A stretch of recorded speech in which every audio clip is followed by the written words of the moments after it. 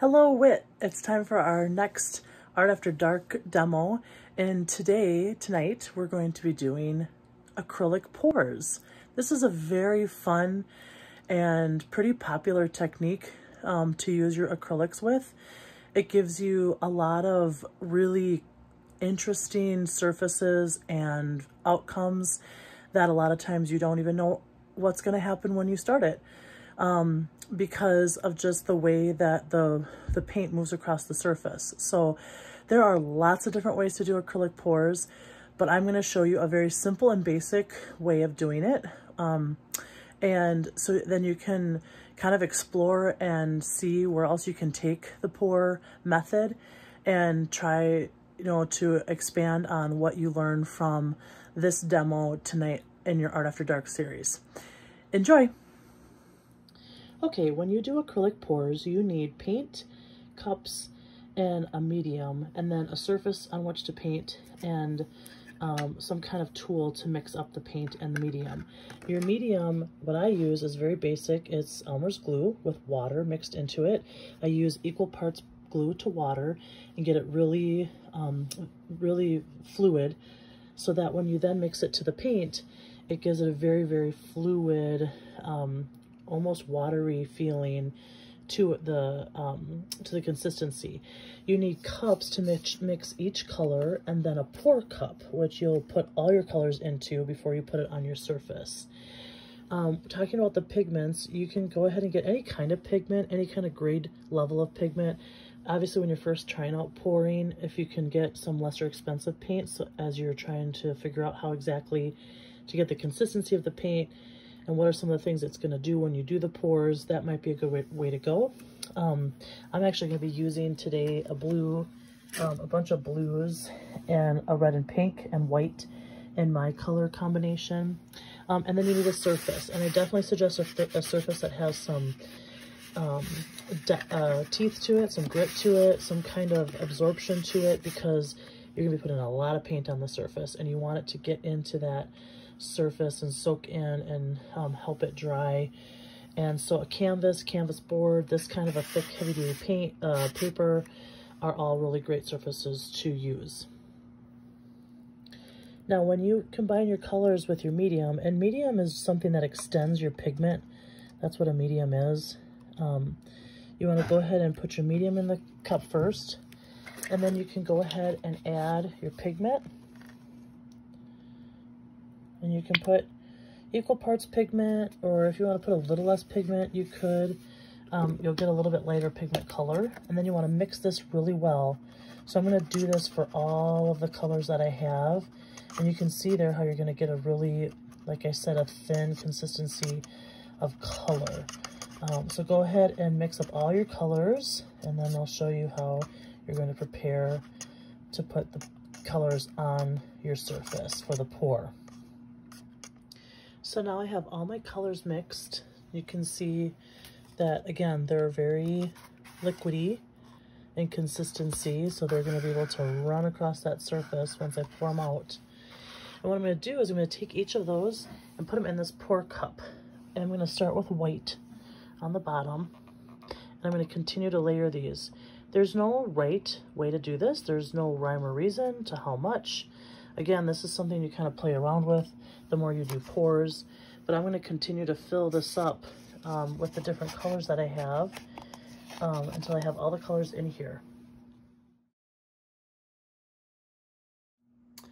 Now I'm just going to take the cup and I'm going to really legitimately just pour it across the surface. Now you can see that this paper actually has a little bit of a bend to it, so as I pour, it's actually already starting to trickle down. But I'm literally just pouring it, and you can see how the colors are coming out from the cup onto the surface, and you can see the combination of the colors is starting to create more color. So those pink, that pink and the red in there is creating some purples, which is super cool. So now I just literally can do whatever I want in terms of picking up the surface and moving that paint around. Look at how much paint there is. It's amazing.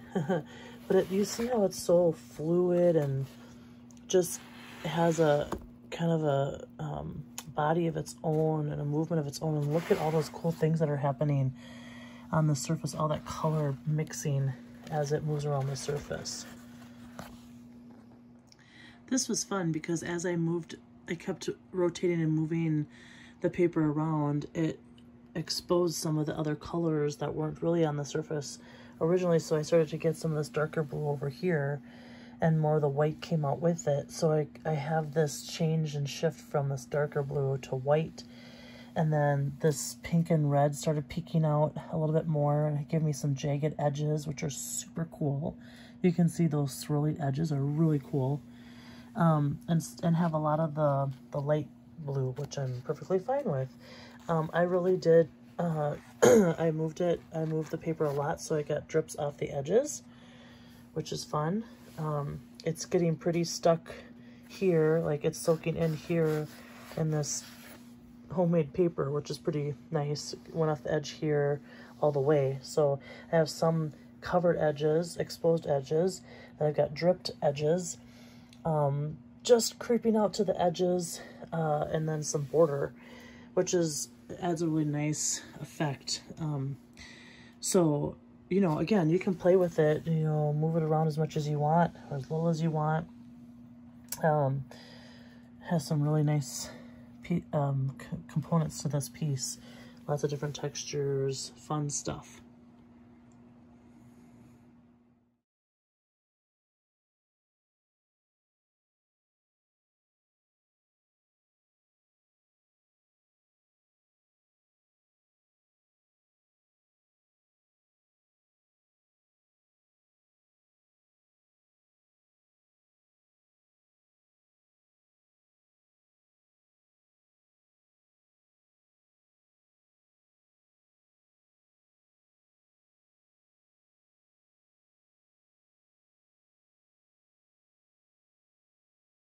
Those still images that you just saw in the video are from pours that I've done before in the past. So hopefully now, learning the basic pour technique, you can take this and explore with it as much as you want and come up with some of your own ways to do acrylic pouring. Like I said at the beginning, there are lots of different ways that you can do acrylic pours. This is the very basic technique that I taught you. And so once you kind of get comfortable with it, you can start to do some exploration and different manipulations with the paint to see what you can come up with. Different textures on the surface, different looks, and how you pour the paint on the surface and whatnot. So I hope you enjoyed it. I hope you enjoyed the freedom of it, the unpredictability of it, just kind of letting what happens happen and having fun with the outcome.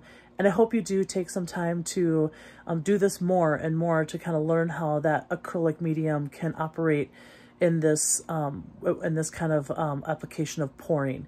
So I hope you enjoy. Again, if you make some and you want to post them on social media, that'd be so cool. You can tag what's happening, and then hashtag Art After Dark with Sarah J. I enjoyed being here with you tonight, and I hope you have fun, and we'll see you next week. See ya.